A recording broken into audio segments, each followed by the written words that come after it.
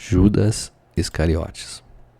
Segunda parte aqui do livro Crônicas de Além Túmulo. 19 de abril de 1935. Silêncio augusto cai sobre a cidade santa. A antiga capital da Judéia parece dormir o seu sono de muitos séculos. Além descansa Getsemane, onde o Divino Mestre chorou numa longa noite de agonia. Acolá está a Gólgota sagrado, e em cada coisa silenciosa há um traço de paixão que as épocas guardarão para sempre. E em meio de todo o cenário, como um veio cristalino de lágrimas, passa o Jordão silencioso, como se as suas águas mudas, buscando o mar morto, quisessem esconder das coisas tumultuosas dos homens os segredos insondáveis do Nazareno. Foi assim, numa destas noites, que vi Jerusalém vivendo a sua eternidade de maldições.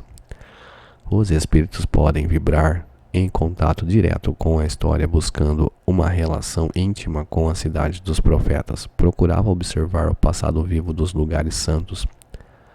Parece que as mãos iconoclastas de Tito por ali passaram como executoras de um decreto irrevogável. Por toda a parte ainda persiste um sopro de destruição e desgraça. Legiões de duendes, embuçados nas suas vestimentas antigas, percorrem as ruínas sagradas, e no meio das fatalidades que pesam sobre o empório morto dos judeus, não ouvem os homens os gemidos da humanidade invisível. Nas margens caladas do Jordão, não longe talvez do lugar sagrado onde o precursor batizou Jesus Cristo, divisei um homem sentado sobre uma pedra. De sua expressão fisionômica irradiava-se uma simpatia cativante. Sabe quem é este? Murmurou alguém aos meus ouvidos. Este é Judas. Judas? Sim, os espíritos apreciam às vezes, não obstante o progresso que já alcançaram, volver atrás, visitando os sítios onde se engrandeceram ou prevaricaram, sentindo-se momentaneamente transportados aos tempos idos. Então mergulham o pensamento no passado, regressando ao presente, dispostos ao heroísmo necessário do futuro. Judas costuma vir à Terra nos dias em que se comemora a paixão de Nosso Senhor, meditando nos seus atos de antanho.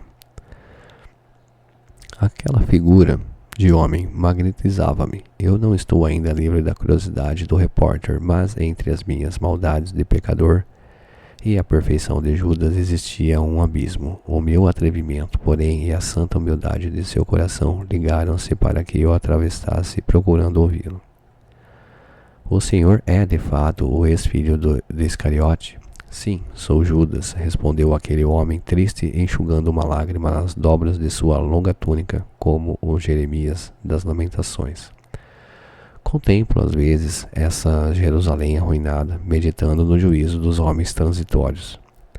É uma verdade tudo quanto reza o Novo Testamento com respeito à sua personalidade na tragédia da condenação de Jesus? Em parte. Os escribas que redigiram os evangelhos não atenderam às circunstâncias e as tricas políticas que acima dos meus atos predominaram na nefanda crucificação.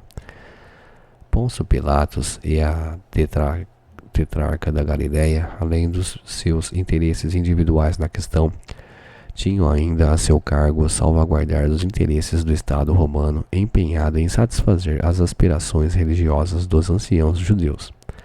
Sempre a mesma história. O Sanedrim desejava o reino do céu, pelejando por Jeová a ferro e fogo. Roma queria o reino da terra. Jesus estava entre essas forças antagônicas com a sua pureza imaculada.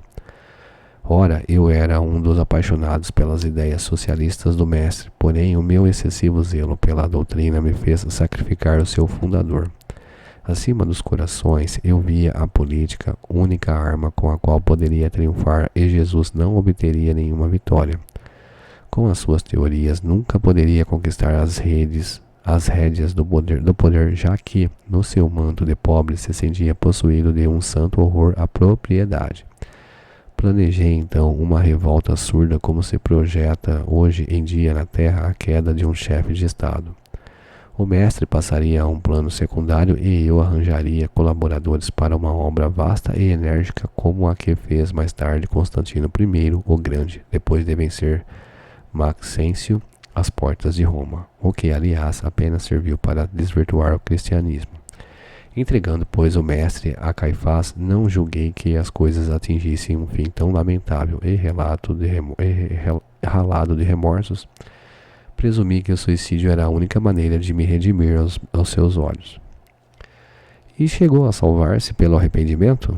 Não consegui. O remorso é uma força preliminar para os trabalhos reparadores. Depois da minha morte trágica, submergi-me em séculos de sofrimento expiatório da minha falta.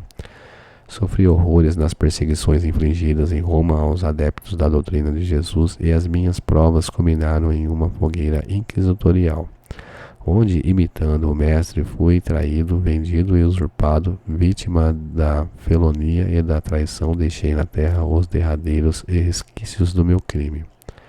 Na Europa do século XV, desde esse dia em que me entreguei por amor do Cristo a todos os tormentos e infâmias que me aviltavam, com resignação e piedade pelos meus verdugos, fechei o ciclo das minhas dolorosas reencarnações na terra, sentindo na fronte o ósculo do perdão de minha própria consciência. E está hoje, meditando nos dias que se foram, pensei com tristeza. Sim, estou recapitulando os fatos como se passaram e agora, irmanado com ele, que se acha no seu luminoso reino das alturas, que ainda não é deste mundo, sinto nestas estradas o sinal de seus divinos passos. Vejo-o ainda na cruz entregando a Deus o seu destino. Sinto a clamorosa injustiça dos companheiros que o abandonaram inteiramente e me vem uma recordação carinhosa das poucas mulheres que o ampararam no doloroso transe. E em todas as homenagens a ele prestadas, eu sou sempre a figura repugnante do traidor. Olho complacentemente os que me acusam sem refletir se podem atirar a primeira pedra. Sobre o meu nome pesa a maldição milenária, como sobre estes sítios cheios de miséria e de infortúnio. Pessoalmente, porém, estou saciado de justiça porque já fui absolvido pela minha consciência no tribunal dos suplícios redentores.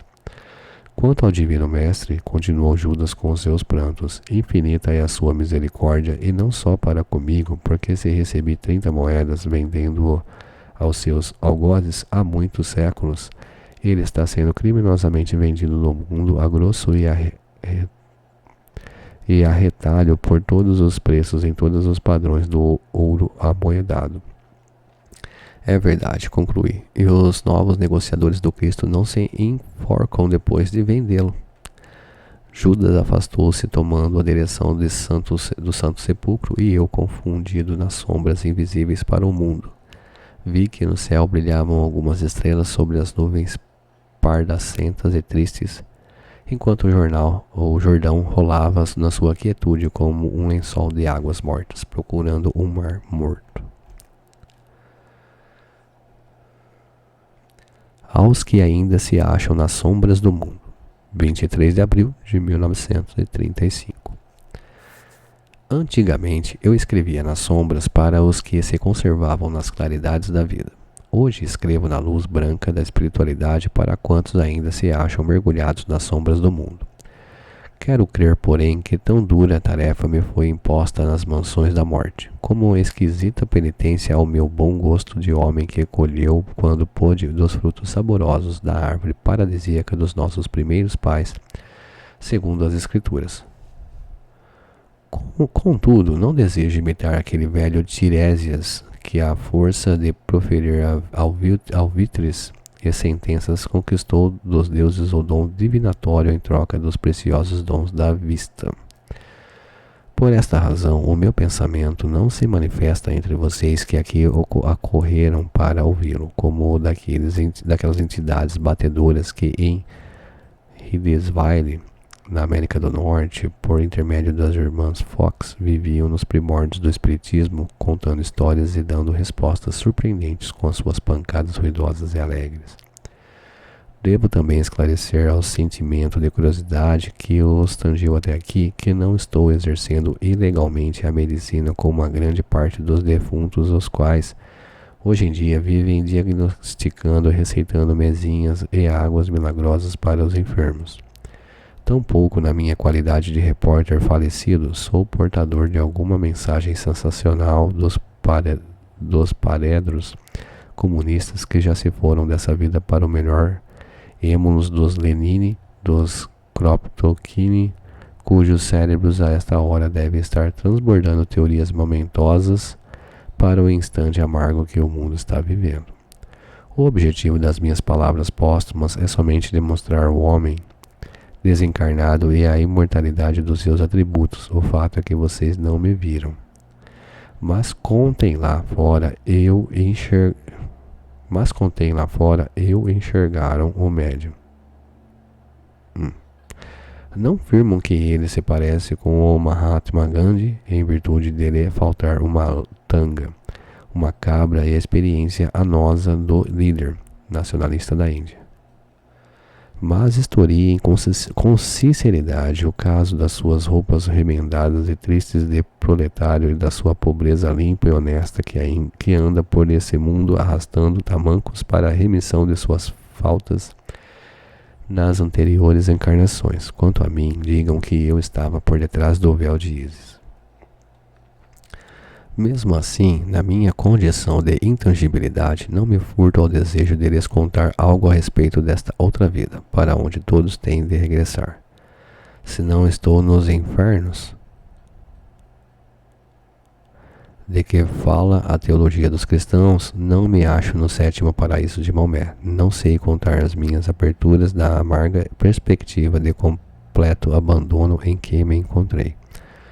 Logo após abrir os meus olhos no reino extravagante da morte, afigurou-se-me que eu ia diretamente consignado ao Aqueronte, cujas águas amorgosas deveria transpor como as sombras para nunca mais voltar, porque não cheguei a presenciar nenhuma luta entre São Gabriel e os demônios, com as suas balanças trágicas pela posse da minha alma. Passados, porém, os primeiros instantes de inusitado receio, divisei a figura miúda e simples do meu tio Antoninho, que me recebeu nos seus braços carinhosos de santo.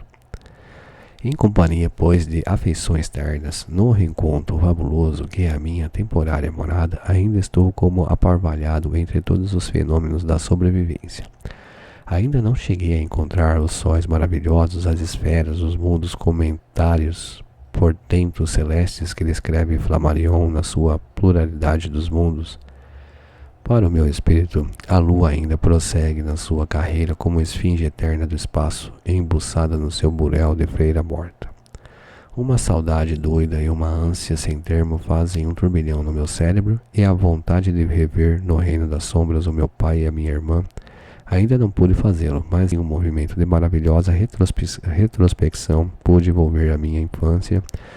Na Meritiba longínqua, revi as suas velhas ruas semi-arruinadas pelas águas do Piriá e pelas areias implacáveis. Revi os dias que se foram e senti novamente a alma expansiva de meu pai como um galho, forte e alegre no tronco robusto das veras à minha frente. Nos quadros vivos da memória, abracei a minha irmãzinha inesquecida, que era em nossa casa modesta como um anjo pequenino da Assunção de Murilo, que se tivesse corporificado de uma hora para outra sobre as lamas da terra. Descansei à sombra das árvores largas e fartas, escutando ainda as violas caboclas, repinicando os sambas da gente das praias nortistas e que também ficaram arquivados na poesia encantadora e simples de Juvenal Galeno. Da Meritiba, distante, transportei-me a Parnaíba, onde vibrei com o meu grande mundo liliputiano. Em espírito contemplei com a minha mãe as folhas enceivadas do meu cajueiro derramando-se na terra entre as harmonias do canto choroso das rolas morenas dos recantos distantes da minha terra. De almas entrelaçadas contemplei o vulto de marfim antigo daquela santa que, como um anjo, espalmou muitas vezes sobre o meu espírito cansado as suas asas brancas. Beijei-lhe as mãos encarquilhadas, genuflexo, e segurei as contas do seu rosário e as contas miúdas e claras que corriam furtivamente dos seus olhos, acompanhando a sua oração. Ave Maria, cheia de graça, Santa Maria, Mãe de Deus. De cada vez que o meu olhar se espraia e tristemente sobre a superfície do mundo, volvo a minha alma aos firmamentos, tomada de espanto e de assombro. Ainda há pouco, nas minhas surpresas de recém-desencarnado, encontrei na existência dos espaços, onde não se contam as horas, uma figura de velho, um espírito ancião, em cujo coração milenário presumo refugiadas todas as experiências.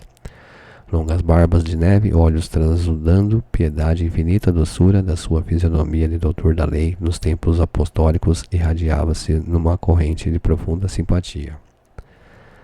Mestre, disse-lhe eu, na falta de outro nome, que podemos fazer para melhorar a situação do orbe terreno? O espetáculo do mundo me desola e espanta. A família parece se dissolver. O lar está balançando como os frutos podres da iminência de cair.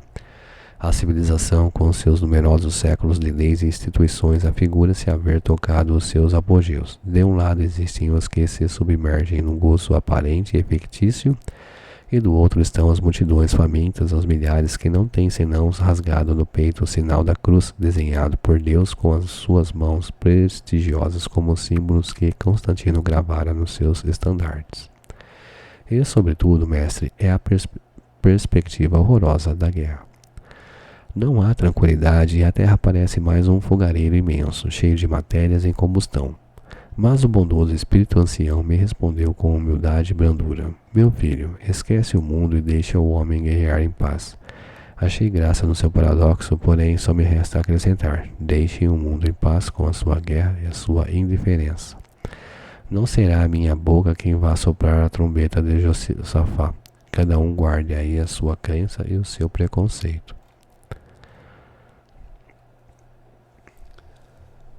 A suave compensação. 31 de julho de 1935. Foi Wells que, em uma das suas audaciosas fantasias, descreveu o vale escuro e triste onde um punhado de homens havia perdido as faculdades visuais. Tudo para eles era a mesma noite uniforme onde se arrastavam como sombras da vida. As gerações se haviam sucedido incessantemente, os séculos passaram e aqueles seres apagaram da lembrança as tradições dos antepassados que lhes falavam do estranho poder dos olhos, os quais em seus organismos nada mais eram que duas conchas de treva. O mundo para eles estava circunscrito àquela prisão escura. Os trovões e o vozerio lamentoso dos ventos da tarde significavam para sua acuidade auditiva as advertências das bruxas que povoavam o seu deserto, e o chilrear dos passarinhos, o suave consolo que lhes prodigalizavam os gênios carinhosos e alegres. Eis, porém, que um dia desce ao vale misterioso o homem que vê. Fala aos filhos da treva das grandes maravilhas do mundo, dos tesouros amontoados nos seus impérios, das faiscantes e crinaldas de luz, dos plenilúnios do entusiasmo colorido das auroras da primavera, de tudo que as mãos dadivosas do Senhor puseram nas páginas imensas do livro da natureza, para o encanto fugitivo dos homens. Em resposta, porém, ouve-se no calabouço um clamor de gargalhadas e de apreensões. O homem da noite examina com as suas mãos o homem do dia e supõe descobrir a origem dos seus disparates, descrevendo coisas inverossímeis para ele, atribuindo aos seus olhos a causa da sua loucura, concluindo pela necessidade de se lhe arrancarem esses órgãos incômodos como a excrescência daninhas. Essa fantasia é aplicável ao mundo terreno, em se tratando das verdades novas. Eu sei disso porque também perambulei entre as furnas sombrias desse vale de treva misteriosa, onde se reúnem os que tiveram a infelicidade de perder os olhos da alma, desviando-se do progresso moral. Envergando a minha camisa sobre a penitenciária do mundo, ri-me dos que me vinham contar as maravilhas deslumbrantes da pátria das almas. E readquirindo os meus olhos nos países da morte, aonde não cheguei a encontrar as águas tenebrosas do Tártaro e do Esfinge, venho hoje, como o viajante incompreendido, falar aos que são objeto de ação inibitória de uma cegueira cruel. Não acredito na compreensão dos outros, com respeito aos meus argumentos de agora. Um morto nada tem que fazer no mundo daqueles que se presumem os únicos sobreviventes do universo e preferi. Por isso, o retraimento, quando os jornais abriram as suas colunas aos debates em torno das minhas palavras póstumas, recompensa justa ao meu péssimo gosto de voltar a essa prisão nevoenta da vida. Cheguei mesmo a ponderar que, na passagem evangélica em que o Senhor não permitiu a caridosa atenção de Lázaro para com a súplica do rico, não foi com o objetivo de justiçá-los da balança do mérito e do demérito. Ainda aí, nessa hora de surpresas da lei das compensações, não poderia o Senhor fazer a apologia da indelicadeza. Nem o rico voltou das labaredas fumegantes da sua consciência culpada, e nem o pobre do seu banquete de delícias, porque não valeria a pena transpor-se imensuráveis distâncias para dizer aos encarnados apenas aquilo que constitui para o seu entendimento uma verdade inacessível. Muito antes de Hermes Tote, os homens já se curvavam ante os mistérios indevassados da morte. Todos conhecem as suas realidades terríveis. Alexandre tinha conhecimento de que, sob o seu látego impiedoso, teria de apodrecer. Apesar da opulência da sua glória, da pompa de suas conquistas, tendo as suas cinzas nobres confundidas, talvez com a poeira do último dos miseráveis. Mas, se essa vida onde predominam a justiça e o amor, com o divino característico da eternidade esplendorosa, os homens estão absortos no letes, afogados na carne para chorar e esquecer. Os vivos são os vivos, os mortos são os mortos. Toda a lógica da ciência humana está nessas frases curtas. Quando, porém, me entregava aos solilóquios do meu espírito, que nunca se considerou um vencido, ouvi a voz solene dos gênios que velam por nós das regiões azuladas para onde se elevam todas as nossas aspirações como fios de rosa e de ouro. Não desanimes, tu que viestes da luta insana na amargurada existência das provas. Leva aos teus irmãos que sofrem o lenitivo da tua mensagem. Dize-lhes da misericórdia de Deus e da suprema justiça que rege os destinos. Se na terra inúmeros espíritos se perdem nos desfiladeiros do orgulho e da impiedade, lembra o microcosmo em que vieste, onde os mais pesados tributos são pagos ao céu, em súplicas e esperanças. Energias novas infiltraram-se no meu ser. Uma atração incoercível conduziu-me a Sebastianópolis, que faiscava, as luzes do dia arrancavam das suas praias uma paisagem fulgurante. E gritei a todos do alto do meu deslumbramento: não me veem? Eu estou vivendo sem a tutela dos espíritos malignos. Quase já não sou mais o homem carrancudo e triste, fechado na sua amargura de sofredor. É verdade que não poderei comparecer às reuniões do Espiritismo, como às sessões das quinta-feiras na academia, mas a morte não aniquilou a minha vida. Penso, luto e sofro como dantes, crendo, porém, na eternidade luminosa. Ninguém, no entanto, me ouvia. Não pude fazer-me sentir nas avenidas ruidosas, regurgitando de transeuntes, parecendo-me sob a influência das impressões físicas que estava prestes a ser esmagado pelos automóveis de luxo. Na minha desilusão, porém, ouço uma voz humilde e saltitante. Olhem as mensagens de além-túmulo. Mensagens de Humberto de Campos. Era a figura miúda do vendedor de jornais. Mãos generosas entendiam-lhe os seus níqueis em troca da minha lembrança. O seu mercado nesse dia foi certamente farto de compensações, porque um sorriso triunfante lhe aflorava nos lábios, enfeitando-lhe o corpo magrinho. Bastou a tua alegria, ó menino amargurado dos morros, que és triste ornamento da cidade maravilhosa, para que eu me sentisse compensado de muitas labutas, porque se os meus companheiros não me compreenderam no patrimônio rico de sua intelectualidade, tu tiveste nesse dia, em memória do meu humilde nome, um pouco de alegria, de conforto e de pão. O além-túmulo, 25 de agosto de 1935. Dizem que os fantasmas dos mortos têm preferência pelas sombras da noite para trazerem aos